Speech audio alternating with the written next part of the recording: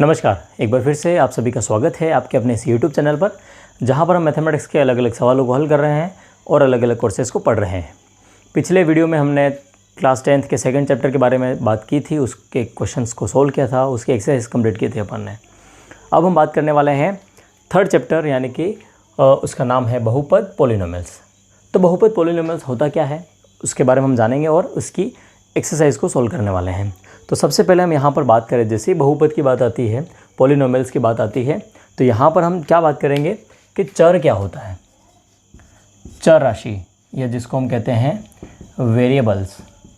तो ये जो चर राशि है, वेरिएबल्स होता क्या है, तो वेरिएबल्स वो होता है, सीधे शब्दों में हम बोलें कि साफ शब्दों में जैसे हम कहें, जिसका मान निश्चित नहीं है। चर का सीधा सा मतलब यही है कि जिसका मान निश्चित नहीं है, मतलब कि इसको हम लिखते कैसे हैं, x, y, z, a, b, इस टाइप से हम कुछ भी लिख देते हैं। ठीक है, अब हम यहाँ पर देखें कि हमने कहीं पर x लिखा है तो उसका मान फिक्स नहीं है, यानी कि मान निश्चित नहीं है। तो x की जगह हम 3 भी रख सकते हैं, उसको हम सॉल्व करें और x की जगह x का मान हमारे पास आ गया 5 आ गया, y का मान 5 आ गया, z का मान 5 आ गया। इसलिए हम क्या कहेंगे कि चर का जो मान है वो फिक्स नहीं है। तो इसके अपोजिट में दूसरा जो आएगा वो आएगा अचर, यानी कि नॉन वेरिएबल। इसका अपोजिट यानी कि क्या हो जाएगा, जिसका मान फिक्स है, यानी कि निश्चित है। जिसका मान फिक्स है मतलब कौन से आ जाएंगे, अचर मतलब आ जाएगा संख्याएं। जो अपनी संख्याएं हैं वो सभी क्या आ जाएंगी, अचर राशि। मतलब कि 1, 2, 3, 4 जो भी है संख्याएं वो सब आ गया इसमें अचर राशि में। ठीक है, अब हम बात करते हैं कि बहुपद क्या होता है। तो चर और अचर राशियों का अगर गुणा हो जाता है तो वो बहुपद बन जाता है। कैसे देखें, बहुपद, तो बहुपद की हम बात करें कि जैसे ये अचर राशि है और एक चर राशि, इन दोनों का गुणा हो गया, मतलब ये क्या बन गया, एक बहुपद बन गया। ठीक है, अब हम बात करें कि बहुपद का गुणांक क्या होता है। तो यहाँ पर सबसे पहले बहुपद का गुणांक, इसमें जो खास चीज़ें देखने की हैं उन सबको हम देख लेते हैं फटाफट से और फिर हम एक्सरसाइज को सोल्व करते हैं। तो बहुपद का गुणांक, तो जैसे कि हम कोई बहुपद ले लें, 4x square plus 3x plus b 3x plus 1 बराबर 0। ये एक बहुपद है। इसमें हमें देखना है कि बहुपद का गुणांक क्या होता है। तो बहुपद में देखें कि चर राशि कौन कौन सी हैं। तो यहाँ पर सबसे पहले चर राशि एक्स स्क्वायर है, यहाँ पर चर राशि कितनी है, x है, और यहाँ पर कोई चर राशि नहीं है। तो यहाँ पर देखें कि एक्स स्क्वायर जो चर राशि है उसके साथ कौन सी संख्या का गुणा हो रहा है। तो यहाँ पर हम देखें कि एक्स स्क्वायर के साथ में किसका गुणा हो रहा है, 4 का गुणा हो रहा है। तो एक्स स्क्वायर का गुणांक क्या हो जाएगा, एक्स स्क्वायर का गुणा कितना हो जाएगा, 4 हो जाएगा। ठीक है, इसी तरह हम देखें कि x के साथ में किसका गुणा हो रहा है, 3 का गुणा हो रहा है। तो x का गुणांक कितना हो जाएगा, 3 हो जाएगा। ठीक है, तो ये होता है बहुपद का गुणांक। अब हम देख रहे हैं बहुपद की घात। तो बहुपद की घात क्या होता है, तो बहुपद की घात हम देखते कैसे हैं। तो देखें यहाँ पर, जैसे यहाँ पर है f(x) बराबर ax प्लस b, यानी कि इसमें चर राशि कौन सी है, x है, इसमें x की घात यानी कि चर राशि की घात हमें देखनी है। तो x की घात कितनी है, कुछ भी नहीं है, इसका मतलब यहाँ पर घात कितनी है, 1 है। तो जैसे हमने पता चला कि x की घात 1 है, इसका मतलब यहाँ क्या हो जाएगा, एक घात बहुपद या रेखिक बहुपद कहलाता है। ठीक है, हमें बहुपद की घात देखनी है तो हम चर राशि की घात देखेंगे। यहाँ पर देखें f(x) बराबर ax square plus bx plus c है। यहाँ पर चर राशि यहाँ पर x स्क्वायर के रूप में भी है और x के रूप में भी है। तो यहाँ पर हम क्या देखेंगे, इसमें x की सबसे बड़ी घात, यानी कि जो चर राशि है, चर यहाँ पर x है, यहाँ पर भी x है, तो इसमें जो बड़ी घात है वो कितनी है, तो 2 है। सबसे बड़ी घात देखेंगे, यहाँ पर 1 घात है और यहाँ पर 2 घात है। तो जो बड़ी घात यानी कि 2 है, अतः यहाँ क्या हो जाएगा, द्विघात बहुपद कहलाता है। ठीक है, ऐसे ही हम देखें यहाँ पर तीसरा, इसमें है ax³ प्लस bx² प्लस सी एक्स प्लस डी। इसमें सबसे बड़ी घात कितनी है? यहाँ पर भी x है, यहाँ पर भी x है, यहाँ पर भी x है, यानी 3 जगह चर है। लेकिन यहाँ पर घात 1 है, यहाँ पर 2 घात है, यहाँ पर 3 घात है। तो हम यहाँ पर देखेंगे कि इसमें सबसे बड़ी घात कौन सी है। तो सबसे बड़ी घात कितनी है? 3 है। अतः यह क्या हो जाएगा? त्रिघात बहुपद हो जाएगा। इसी प्रकार से हम 4 घात, 5 घात, 6 घात, इस तरह से हम पता लगा देंगे। ठीक है। एक यहाँ पर आएगा क्वेश्चन, जैसे हम बात करें ax(y) plus b x³ plus c, ये हम बात करें तो इसमें घात कितनी है? तो यहाँ पर हम देखें कि इसमें घात कितनी है, तो एक तो ये रही और एक ये रही, दोनों चरों की घात मिला देंगे तो 2 चर की घात कितनी होगी? यहाँ पर 2 है, और यहाँ पर देखें तो 3 ये है और 1 यहाँ पर है, तो टोटल घात कितनी हो गई? 4। तो हम यहाँ पर हमसे पूछा जाए कि बहुपद की घात कितनी है, तो हम यहाँ पर बताएंगे कि बहुपद की घात कितनी है? 4 है। ठीक है। अब हम बात करते हैं शून्यकों के बारे में। अब हम बात कर रहे हैं कि बहुपद के शून्य। तो बहुपद के शून्य क्या होते हैं? तो जैसे यहाँ पर बहुपद लिखा हुआ है कि ax² plus bx plus c लिखा हुआ है। ठीक है। और हमने यहाँ पर लिखा है f(x). तो यहाँ पर क्या होगा कि x का वह मान जो बहुपद को हल करके शून्य कर दे। मतलब यहाँ पर हम कोई मान रखें, जैसे हमने 2 रखा, 3 रखा, 4 रखा, जो भी है वही मान हम यहाँ पर x की जगह पर रखेंगे, और जब हम इसको सोल्व करते हैं तो उसका आंसर 0 आ जाए तो वो क्या कहलाएगा? बहुपद का शून्य कहलाएगा। तो जैसे हम एक एग्जाम्पल ले लें, 2x² माइनस 8x प्लस 6, ये कोई बहुपद है। ठीक है। अब हमें फाइंड करना है कि इसका शून्य क्या है। तो माना कि हम क्या कर रहे हैं कि x बराबर 3 ले लें और देख लेते हैं, अगर 3 लेते हैं तो क्या ये हल होता है? तो 2x की जगह मैं यहाँ पर लिखूँगा 3 का स्क्वायर माइनस 8, और फिर यहाँ पर x की जगह क्या आ जाएगा? 3 प्लस 6। इसको सॉल्व करते हैं तो 2 और 3 का स्क्वायर कितना होता है? 9 होता है, माइनस 8 का 3 से गुणा किया तो 24 प्लस 6। इसको सॉल्व करते हैं तो 18 प्लस 6 माइनस 24। जब हम इसको सॉल्व करते हैं तो 18 और 6 24 माइनस 24, तो कितना आंसर आ गया हमारा? 0। तो जैसे 0 आंसर आ गया, इसका मतलब यहाँ पर क्या हो गया कि इस बहुपद का एक शून्य क्या होगा? x बराबर 3 होगा। यहाँ पर एक पॉइंट और बाकी रह गया, उसको भी कर लेते हैं, फिर हम क्वेश्चन को सॉल्व करते हैं। द्विघाती बहुपदों के शून्यकों तथा गुणांकों का संबंध।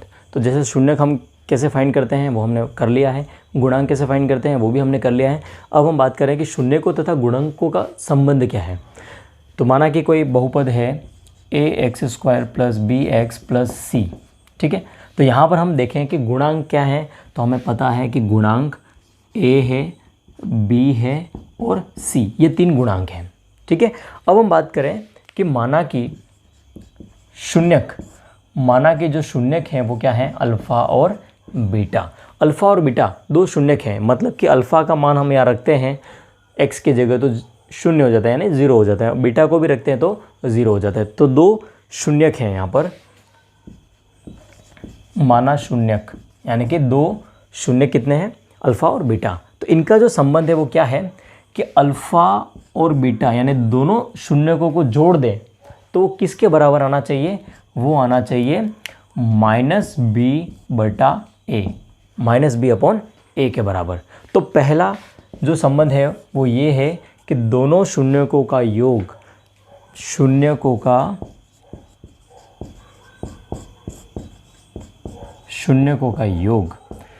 का योग किसके बराबर आएगा? -b/a, यानी कि b की जो भी वैल्यू है हम यहाँ पर रखेंगे, a की जो भी वैल्यू है वो हम यहाँ पर रखेंगे, और अल्फ़ा और बीटा को जोड़ेंगे तो दोनों इक्वल आएंगे, बराबर आएंगे। ठीक है। और जो दूसरा संबंध है वो क्या है? शून्यकों का गुणा। मतलब हम क्या करें? अल्फ़ा बीटा का गुणा कर देते हैं। अल्फ़ा और बीटा का गुणा कर दिया तो क्या किसके बराबर आएगा? तो ये आएगा c/a, c/a के बराबर आएगा। c की जो भी वैल्यू हम यहाँ पर रखेंगे, a की जो भी वैल्यू हम यहाँ पर रखेंगे, और अल्फ़ा बीटा का मल्टीप्लाई करेंगे तो दोनों इक्वल आएंगे। ठीक है।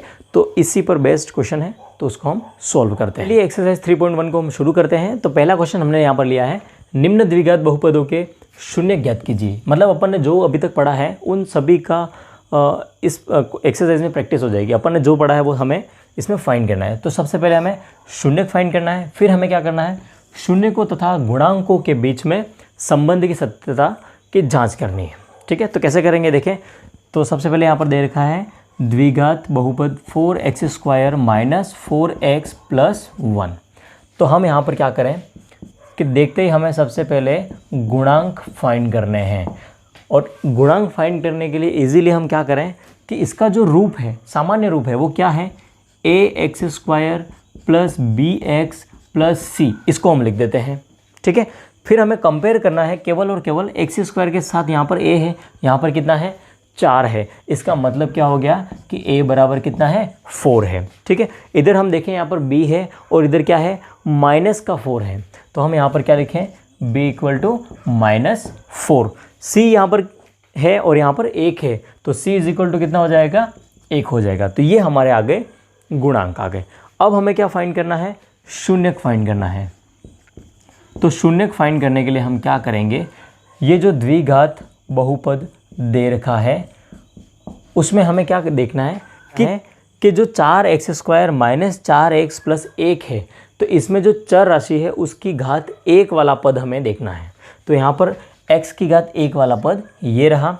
इसमें हम देखें कि -4x है, तो -4x यानी इसके हमें गुणनखंड करने हैं। तो इसके 2 टुकड़े यानी कि 2 गुणनखंड ऐसे करने हैं कि जिनका गुणा करने पर इन दोनों का गुणा आ जाए, यानी कि 4x² और 1 का गुणा करते हैं तो हमारा आंसर कितना आता है, 4x²। ठीक है, तो हमें गुणा करने पर तो 4x² चाहिए और वापस जोड़ें तो हमारे पास कितना आना चाहिए, -4x।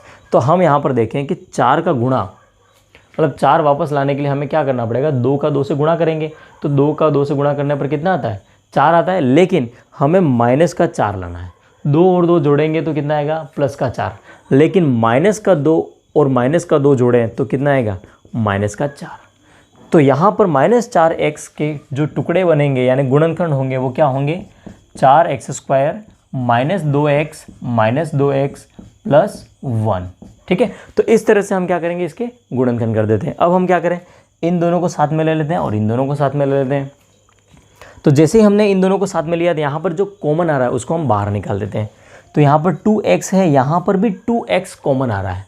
तो जैसे हमने 2x यहाँ से कॉमन बाहर निकाला तो यहाँ पर क्या बच गया, 2 बाहर निकल दिया यहाँ पर, तो यहाँ पर बच गया 2 और x भी बाहर निकल दिया, यानी x की घात 2 है, यानी कि 2x है, x और x गुणा हो रहे हैं। तो एक x बाहर आ गया तो अंदर क्या बचा, x बचा, बीच में माइनस का निशान, 2x बाहर कॉमन ले लिया तो यहाँ पर कितना बचा, 1 बचा। ठीक है, अब यहाँ से हमें कॉमन निकालना है तो इन दोनों में कॉमन कुछ भी नहीं आ रहा है, केवल 1 आ रहा है। लेकिन हम क्या करें, यहाँ पर माइनस का 1 कॉमन निकालते हैं। तो -1 हमने यहाँ पर कॉमन निकाला। ठीक है, अब हमें माइनस, यहाँ पर आगे माइनस चाहिए तो वो माइनस हमने यहाँ पर ले लिया है। 1 कॉमन निकाला तो यहाँ पर क्या बचा, 2x, वापस गुणा करने पर क्या आता है, -2x आ रहा है। और हमें पीछे प्लस का 1 चाहिए, तो जैसे हमें पीछे प्लस का 1 चाहिए यानी कि यहाँ पर क्या हो जाएगा, ये -1 हो जाएगा। -1 और -1 जब गुणा होंगे तो वापस क्या बन जाएगा, वो +1 बन जाएगा। अब यहाँ पर इसको हम ध्यान से देखें तो हमें क्या दिख रहा है, 2x - 1 और 2x - 1 दोनों में कॉमन आ रहा है। तो उसको भी हम क्या करें, कॉमन निकाल देते हैं, 2x - 1। तो यहाँ से 2x - 1 कॉमन निकला तो यहाँ पर क्या बचा, 2x। ठीक है, और यहाँ पर 2x - 1 निकाला कॉमन तो यहाँ पर क्या बचा, -1 बचा। ठीक है, तो ये हमारे शून्य का आ गया। अब हम क्या करें, इसको 0 के इक्वल में ले लेते हैं, 2x - 1 = 0 और इसको भी हम ले लेते हैं 2x - 1 = 0। इसको हम सॉल्व करते हैं तो क्या आएगा, -1 उस तरफ जाएगा, 2x = 1, इधर भी यही होगा, 2x = 1। इसको सॉल्व करते हैं तो x यहीं रहेगा और 2 उस तरफ जाएगा तो 1/2 आ जाएगा। ये जो 2 है वो गुणा हो रहा है और ऊपर है तो दूसरे भाग में जाएगा और भाग करेगा। ठीक है, सेम इधर भी यही, x को यहीं रखा और आ गया 1/2। तो हमारे पास अल्फ़ा और बीटा के मान, ये अल्फ़ा है और ये बीटा है, यानी अल्फ़ा बीटा के मान आ गए। अब हम बात करते हैं शून्य को तथा गुणांकों के बीच संबंध।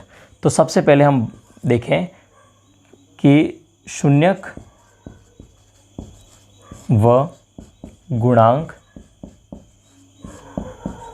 का संबंध।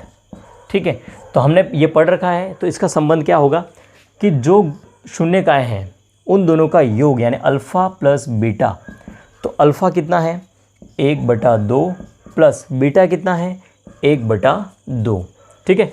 दोनों का हर समान है तो इसको डायरेक्ट जोड़ देते हैं, 2 और ऊपर 1 और 1 जोड़ के कितना हो गया 2 हो गया, 2 में 2 का भाग गया तो आंसर कितना आ गया 1 आ गया। मतलब अल्फ़ा और बीटा का योग कितना आ गया 1 आ गया। हम जानते हैं कि शून्य के साथ गुणांक का क्या संबंध है, तो शून्य के साथ गुणांक का संबंध यहाँ पर क्या है, अल्फ़ा प्लस बीटा बराबर क्या है -b/a, -b/a। तो हमने यहाँ पर सबसे पहले गुणांक लिख दिए हैं, तो b का मान कितना है -4, तो हम यहाँ पर लिखें माइनस और यहाँ पर b की जगह आएगा -4। ये माइनस पहले से है और इसके साथ में भी माइनस है, और अपॉन में a का मान कितना है 4 है, तो हम इसको लिख देते हैं यहाँ पर 4। ये माइनस और ये माइनस दोनों गुणा हो गए तो ये बन गया +4 अपॉन में 4, 4 से 4 कट गया तो आंसर कितना आ गया 1 आ गया, ठीक है। तो -b/a को सोल्व करने पर भी कितना आ रहा है 1 आ रहा है, और अल्फ़ा प्लस बीटा करने पर भी कितना आ रहा है 1 आ रहा है। तो यहाँ पर हमारा शून्यक और गुणांक के बीच में एक संबंध की सत्यता की जांच हो गई है, ठीक है। अब हम बात करते हैं दूसरे की, यानी अल्फ़ा और बीटा का गुणा कर दें। तो अल्फ़ा कितना है 1/2 गुणा बीटा कितना है 1/2। इन दोनों का जब हम गुणा कर देते हैं तो कितना आ जाएगा 1 और 1 का गुणा 1 और 2 और 2 का गुणा 4, तो 1/4 आंसर आ गया। इसका जो संबंध है शून्य के साथ वो क्या हो जाएगा गुणांक के साथ, अल्फ़ा बीटा बराबर c/a। तो c हमारे पास कितना है 1 है, a कितना है हमारे पास 4 है, तो हमारा ये आ गया अल्फ़ा बीटा का गुणा 1/4 और c/a हल करने पर भी कितना आ रहा है 1/4। तो इस तरह से हमने शून्य तथा गुणांकों के संबंध की सत्यता की जांच कर ली है, ठीक है। आगे के सवालों को हम अगले वीडियो में सोल्व करेंगे। हमारे चैनल के साथ बने रहिए और चैनल को सब्सक्राइब कर दीजिए, लाइक कर दीजिए वीडियो को और अपने दोस्तों के साथ शेयर कर दीजिए।